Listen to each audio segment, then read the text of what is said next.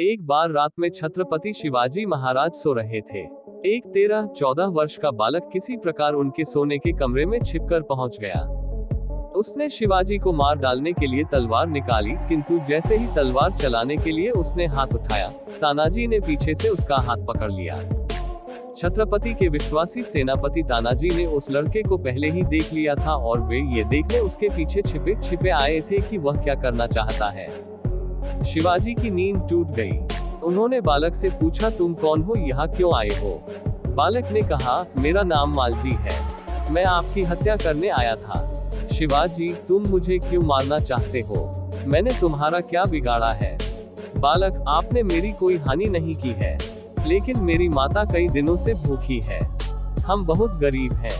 आपके शत्रु सुभागराय ने मुझसे कहा था कि यदि मैं आपको मार डालूं तो वे मुझे बहुत धन देंगे। इतने में तानाजी बोले, दुष्ट लड़के, धन के लोभ से तू महाराष्ट्र के उद्धारक का वध करना चाहता था, अब मरने को तैयार हो जा। बालक तनिक भी डरा नहीं। उसने तानाजी के बदले शिवाजी से कहा, महाराज, मैं मरने से डरता नहीं हूँ, मुझे अपने मरने की चिंता भी नहीं है, लेकिन मेरी माँ बीमार है और कई दिनों से भूखी है, वह मरने को पड़ी है। आप मुझे एक बार घर जाने दीजिए। माता के चरणों में प्रणाम करके मैं फिर आपके पास लौट आऊंगा। मैंने आपको मारने का यत्न किया, अब आप मुझे मार डालें, ये तो ठीक ही है, परंतु मुझे थोड़ा सा समय दीजिए। तानाजी ने कहा, तू हमें बातों से धोखा देकर भाग नहीं सकता है। बालक बोला, मैं भागूंगा नहीं, मैं मराठा हूँ, मराठा झूठ नहीं बोलता।